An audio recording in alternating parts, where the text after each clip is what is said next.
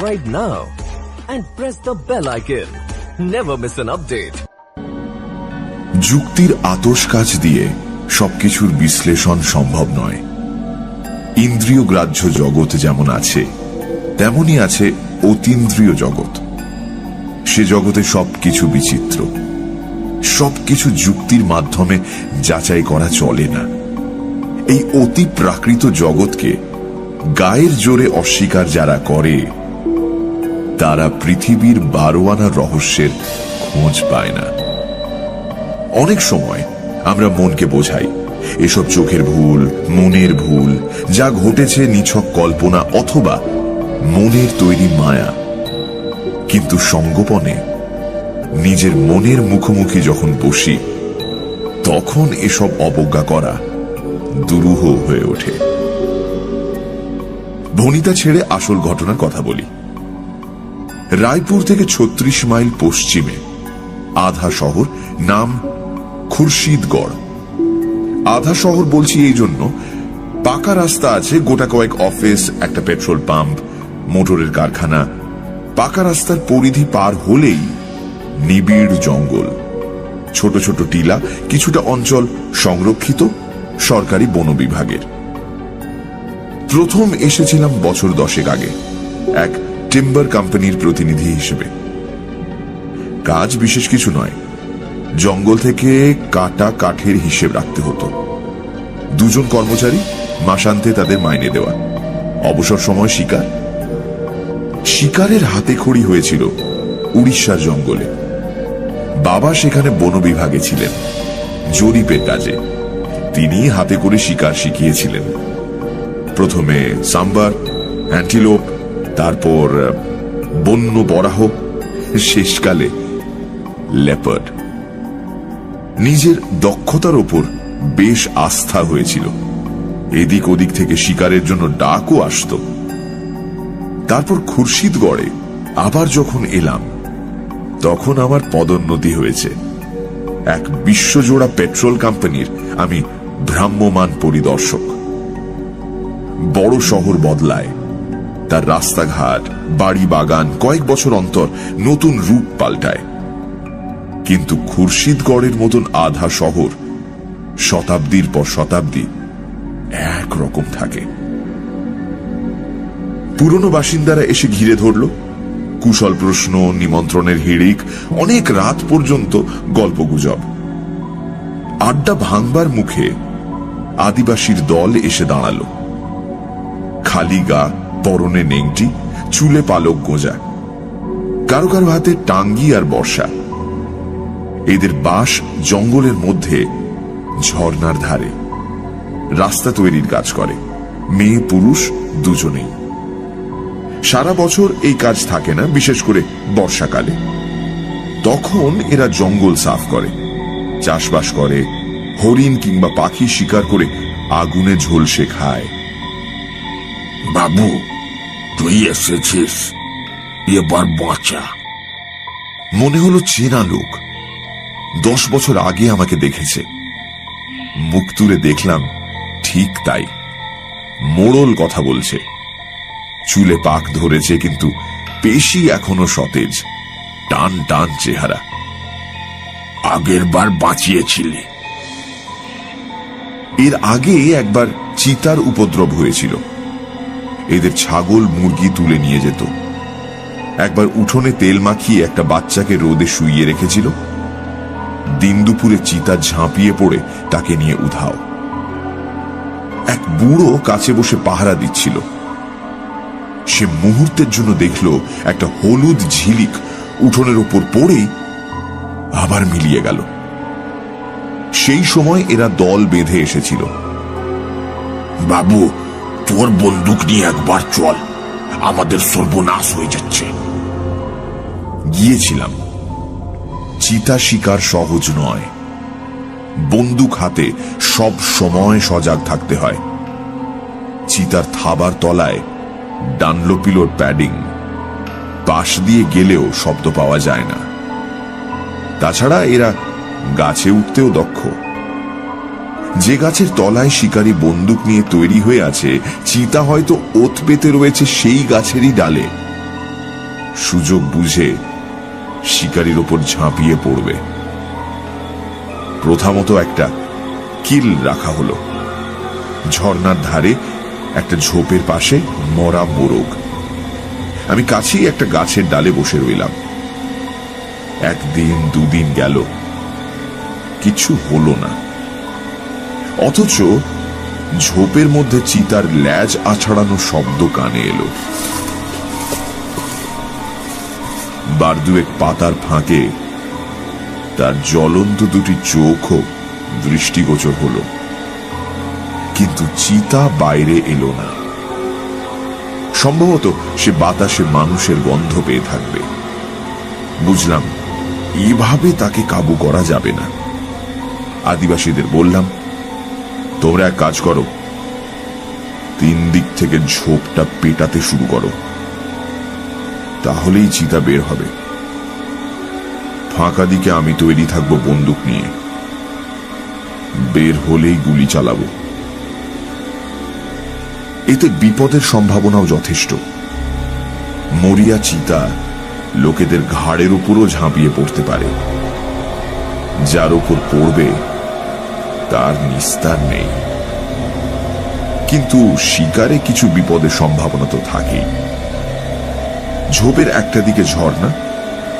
ঝর্ণা এখানে অনেক নিচে, ঝুঁকে পড়লে তবে তার উচ্ছল জলস্রোত দেখা যায়। ঢালু পাড় জঙ্গলে সমাকীর্ণ। সেদিকে বন্দুক তাক করে আমি বসলাম। এদিকে লোকেরা টিন আর ক্যানেস্তারা পেটাতে লাগলো।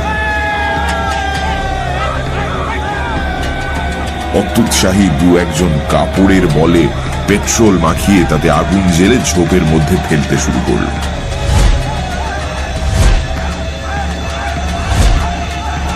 কাজ হলো। ঝোপের আড়াল থেকে চিতার ক্রুদ্ধ গর্জন শোনা গেল।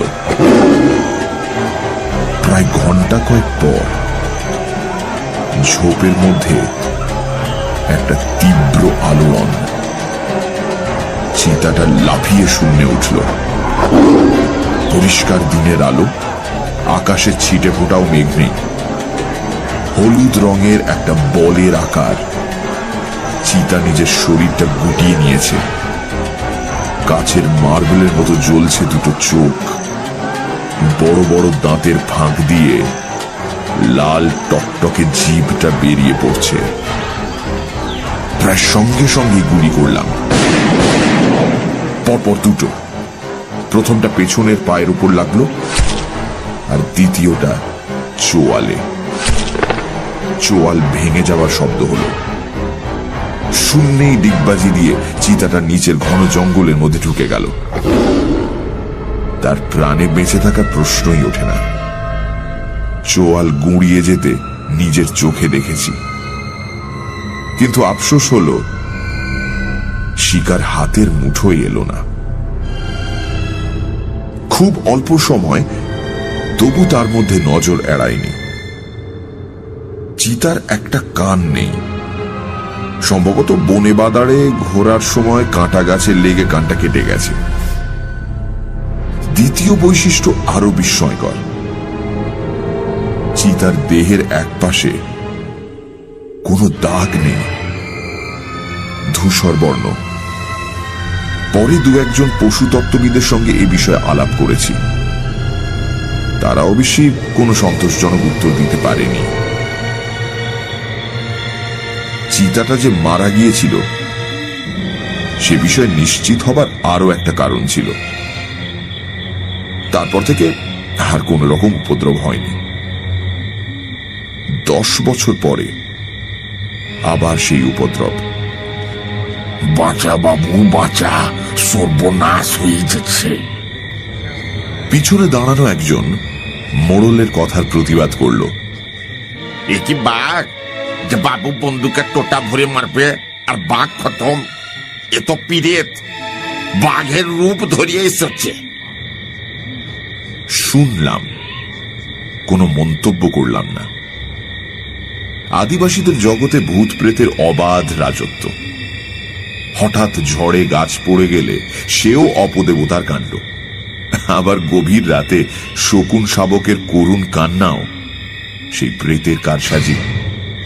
যাই হোক, ঠিক করলাম পরের দিনই শিকারে বের হব। মোড়লকে আমার সঙ্গে দেখা করতে বলে দিলাম, চিতার গতিবিধি সম্বন্ধে বিশেষ রূপে ওয়াকিবহাল হবার জন্য। পরের দিন সকালে খাটিয়ায় বসে চা পান করছি, মোড়ল এসে দাঁড়ালো। কি খবর বলো?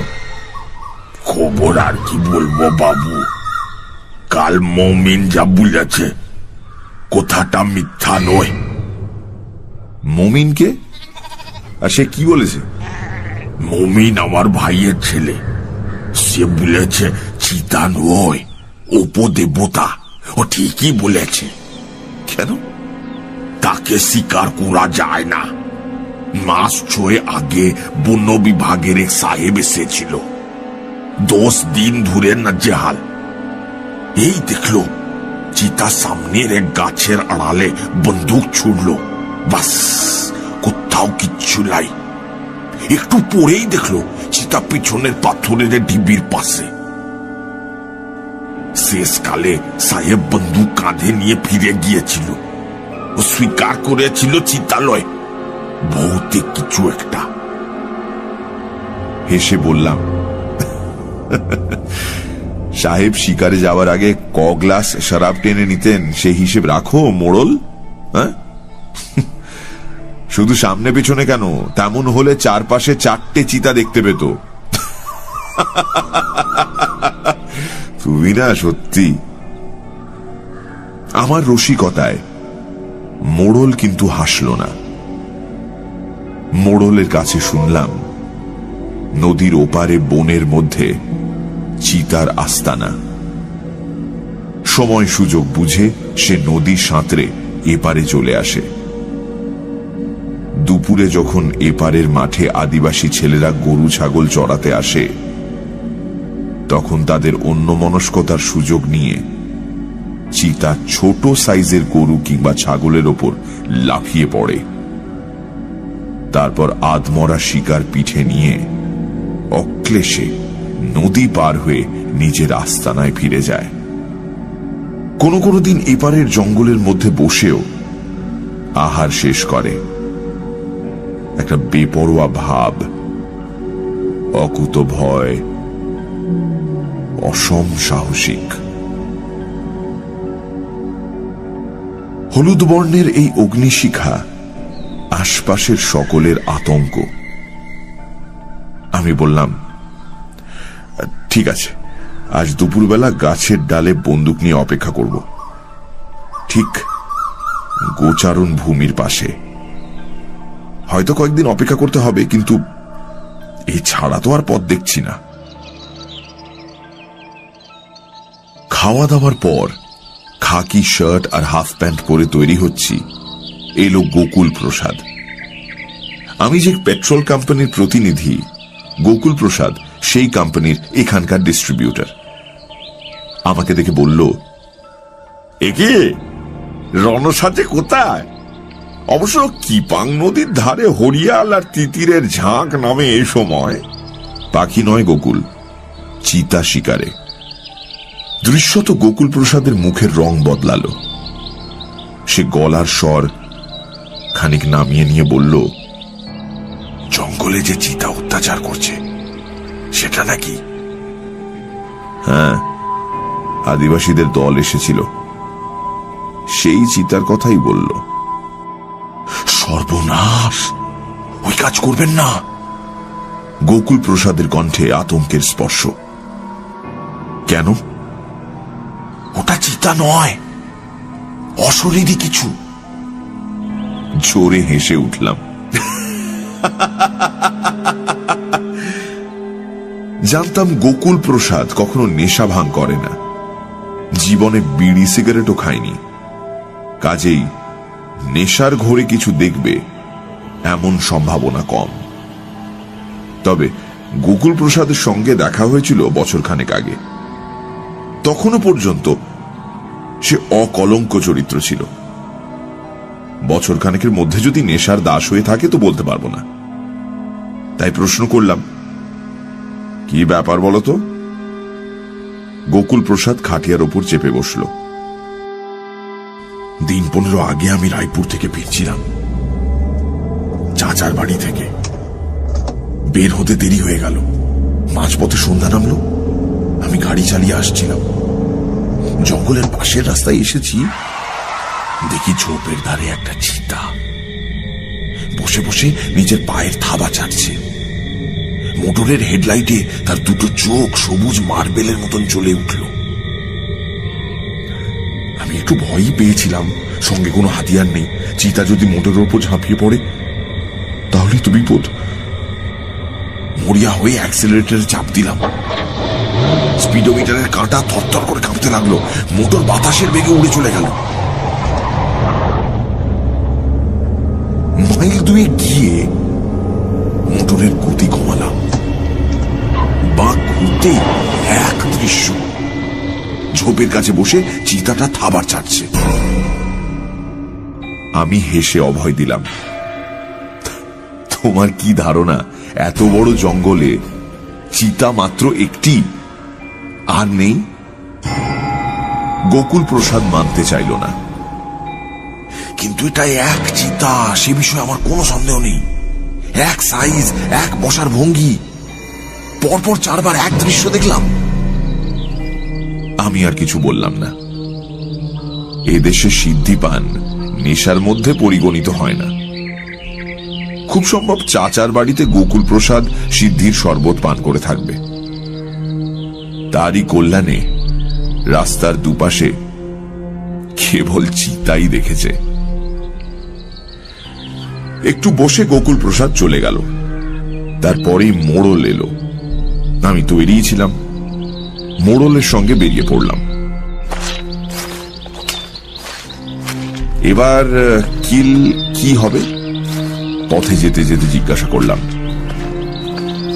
একটা ছাগলের বাচ্চা এনেছি, সেটাকে গাছের তলায় বেঁধে রাখবো। তুই মাচা বেঁধে গাছের ডালে বসবি। এমন অবস্থায় সন্দেহ প্রকাশ করলাম, কিন্তু চিতার পক্ষে গাছে ওঠা মোটেই অসুবিধাজনক নয়।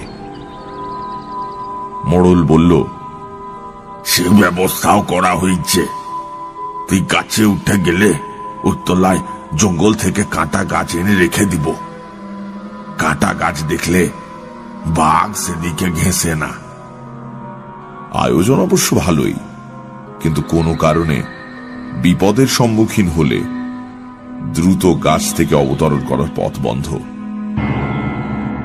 আমি শুধু মোড়লকে জিজ্ঞাসা করলাম, যে গাছে মাচা বাঁধা হবে তার আশপাশে অন্য গাছ আছে?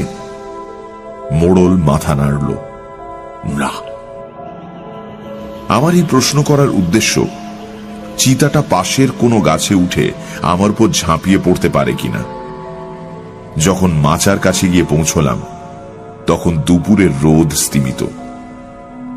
এমনিতেই ঘন অরণ্যের মধ্যে সূর্যালোকের প্রবেশ নিষেধ। জনাচারেক লোক অপেক্ষা করছিল। একজনের হাতে দড়িতে বাঁধা ছাগল ছানা, সেটার পরিত্রাহী চিৎকারে অরণ্য মুখরিত। আমি ভেবেছিলাম আমার সঙ্গে কেউ একজন মাচায় থাকবে, কিন্তু কার্যকালে দেখা গেল কেউই থাকতে রাজি নয়। এমনকি মোড়লেরও বাড়িতে মেয়ের অসুখ। তবে যাবার সময় মোড়ল আশ্বাস দিয়ে গেল, আমাকে বেশিক্ষণ অপেক্ষা করতে হবে না। ছাগলছানার চিৎকারে আকৃষ্ট হয়ে চিতাটা শীঘ্রই দেখা যাবে। তাছাড়া এই সময় বনের জন্তুরা অনেকেই নদীতে জল পান করতে আসে। অতএব গাছে হেলান দিয়ে বন্দুক কোলে নিয়ে চুপচাপ অপেক্ষা করতে লাগলাম। রোদের তেজ ম্লান হয়ে গেল। গাছের ছায়া দীর্ঘতর। দু একটা মেটে রঙের খরগোশ ইতস্তত দৌড়াদৌড়ি শুরু করল। পাখিরা ঘরে ফিরল।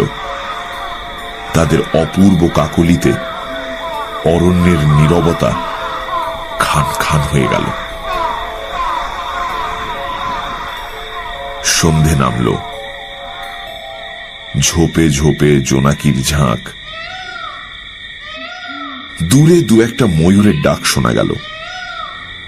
আরো আশ্চর্য, ছাগলছানা নির্ভয়ে ঘুমোচ্ছে। কোনো দিক থেকে কোনো উপদ্রব হতে পারে এমন চিন্তা তার নেই। কাগজে মোড়া খাবার আর ফ্লাস্ক থেকে জল পান করলাম।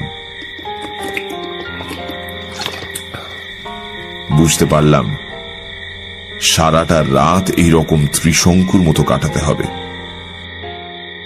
এই সময় গাছ থেকে নেমে ফেরার চেষ্টা বাতুলতা। একটু বোধহয় ঘুমিয়ে পড়েছিলাম। নিশাচর পাখির কর্কশ কণ্ঠস্বরে ঘুমটা ভেঙে গেল।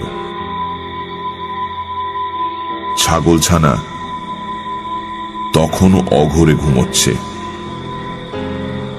ঝোপের পাশে দুটি জ্বলন্ত দৃষ্টি। বুঝতে পারলাম চিতা ঝোপের মধ্যে অপেক্ষা করছে। সুযোগ বুঝে শিকারের ওপর ঝাঁপিয়ে পড়বে। এখন আর অন্ধকার নেই। চাঁদের অমল জ্যোৎস্নায় বনভূমি যেন স্নান করে উঠেছে। আমি যেদিকে বসে আছি সেদিকটা অন্ধকার, ঘন পাতার রাশির জন্য। কিন্তু গোচারণ ভূমি, নদীর পাড়, ছোট ছোট ঝোপ সব দুধ সাদা।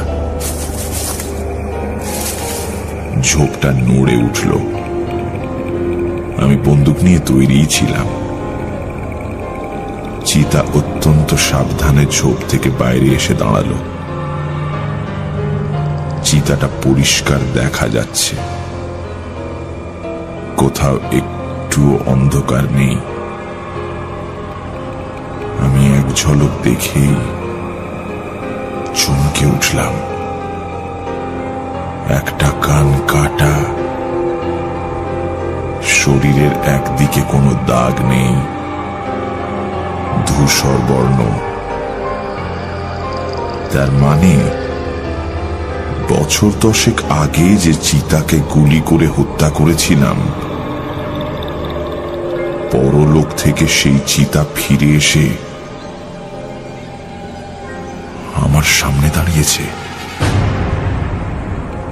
অবশ্য মুহূর্তের জন্য এমন একটা চিন্তা আমার মনকে আচ্ছন্ন করেছিল। তারপরই মনকে বোঝাতে শুরু করলাম, যুক্তি দিয়ে, বুদ্ধি দিয়ে। কাঁটা ঝোপের আঘাতে যে কোনো জন্তুরই কান কাটা যেতে পারে।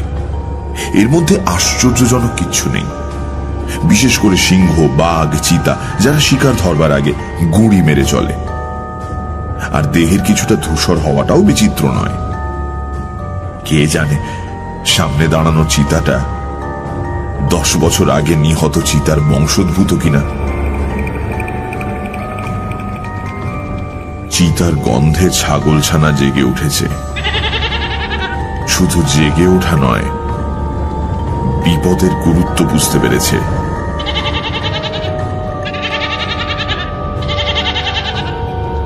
তারস্বরে চিৎকার করছে আর দড়ি ছেঁড়ার চেষ্টা করছে।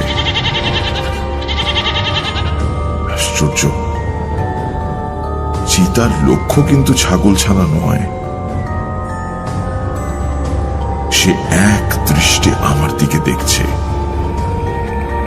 দুটি চোখে প্রতিহিংসা বিচ্ছুরিত। একটু চিন্তায় পড়লাম। কিছু বলা যায় না। যে ডালে আমি বসে আছি সেটা এমন কিছু উঁচুতে নয়। দু একবার চেষ্টা করলে নাগাল পেয়ে যেতে পারে। তারপর দুজনে জড়াজড়ি করে কাঁটার স্তূপের উপর পড়ব। বন্দুক ঠিক করে বসে রইলাম। চিতা শূন্যে লাফ দিলেই ট্রিগার টিপব। দোনলা বন্দুক, প্রয়োজন হলে দ্বিতীয় গুলিও ছুঁড়তে হবে। ঠিক তাই, চিতাটা নিচু হয়ে মাটির সঙ্গে নিজেকে প্রায় মিশিয়ে নিল। প্রবল বেগে ল্যাজটা আছড়াচ্ছে।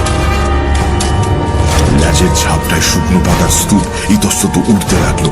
দৃষ্টি কিন্তু এখন আমার দিকে। কয়েক মুহূর্ত, তারপরই চিতা লাফ দিল,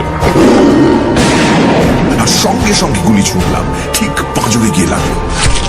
শূন্যে মুখ বিকৃত করে চিতাটা পাক দিয়ে সশব্দে মাটির উপর পড়ল। চার পা প্রসারিত করে মরণ যন্ত্রণায় সমস্ত শরীরটা বার কয়েক কুঞ্চিত করল।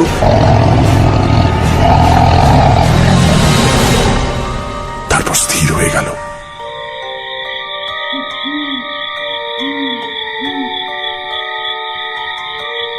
এখন গাছ থেকে নামাটা বিপজ্জনক। তাছাড়া আমার নামার উপায়ও ছিল না। গাছের তলায় কাঁটার স্তূপ। অনেক শিকার কাহিনীতে পড়েছি, বাঘ নিজে নিস্তেজ হয়ে পড়ে থাকে, মৃতের ভান করে। উৎফুল্ল শিকারী কাছে গেলে তার প্রচন্ড থাবার আঘাতে কিংবা দংশনে প্রাণ হারায়। ঠিক করলাম সারাটা রাত গাছের ওপরই থাকব। যা কিছু করার ভোরের আলো ফোটার পরই করা উচিত। কোমরের বেল্ট খুলে নিজেকে গাছের ডালের সঙ্গে শক্ত করে বাঁধলাম। ঘুমের ঘোরে ছিটকে নিচে পড়ে যাওয়া বিচিত্র নয়। নির্মেঘ আকাশ, সবকিছু দিনের মতো পরিষ্কার। চিতার দিকে দেখতে দেখতে চমকে উঠলাম। স্পষ্ট দেখেছিলাম আমার গুলি তার পাঁজর বিদ্ধ করেছিল, কিন্তু চোয়াল বেয়ে টাটকা রক্তের স্রোত গড়িয়ে পড়ছে। 10 বছর আগে ঠিক যেখানে গুলি লেগেছিল। পাঁজর আর চোয়ালের দূরত্ব অনেকটা। গুলি পিছলে চোয়ালে লাগবে তা সম্ভব নয়। আশ্চর্য কাণ্ড। এই প্রথম শরীরে একটা শিহরণ অনুভব করলাম। অরণ্যে অন্য সব শব্দ জাদু মন্ত্রে যেন থেমে গেল, এমনকি ঝিঁঝির ডাকও।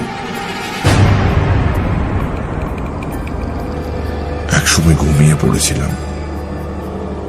যখন ঘুম ভাঙল তখন ভোর হয়ে গেছে।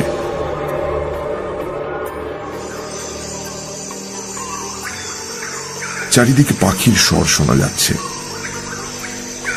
সামনের দিকে চেয়েই চমকে উঠলাম। কোথাও চিতা নেই, অথচ ছাগল ছানাও উধাও। অলৌকিক ব্যাপার। গাছ থেকে অনেক কষ্টে নেমে পড়লাম। কাঁটায় 2-1 জায়গায় ছড়েও গেল। কাছে গিয়ে ভালো করে দেখলাম রক্তের সামান্যতম দাগও নেই।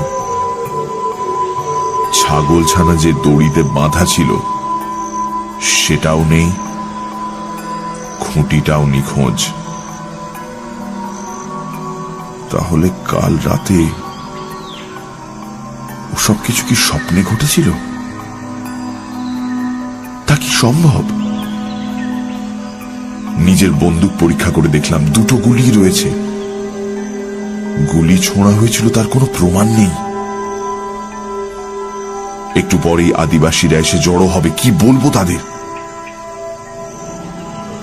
আমার কাহিনী তাদের চিতা সম্বন্ধে অলৌকিকত্বই প্রমাণ করবে। ছাগল ছানাটাও তাই। তার মানে চিতা এসেছিল। আমার পরাজয়ের কাহিনী আদিবাসীদের কাছে রটে যাওয়ার চেয়ে নিঃশব্দে আত্মগোপন করাই বুদ্ধিমানের কাজ।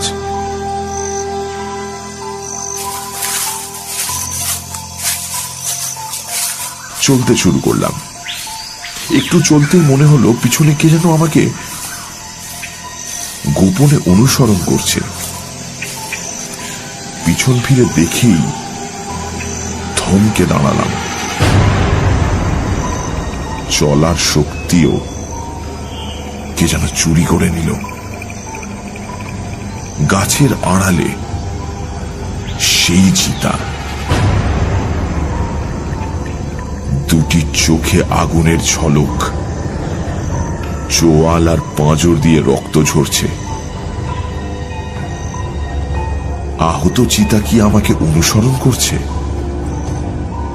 কিন্তু বন্দুকে দুটো গুলি যখন অটুট, তখন চিতা আহত হলো কি করে? বন্দুক তুললাম। মনে হলো ভোরের কুয়াশার মধ্যে চিতা যেন মিলিয়ে গেল। একবার নয়, এক দৃশ্য বারবার, তিনবার, কখনো সামনে, কখনো পাশে, কখনো পেছনে। অগ্নিঝরা দৃষ্টি দিয়ে আমাকে জরিপ করতে করতে চিতা চলেছে।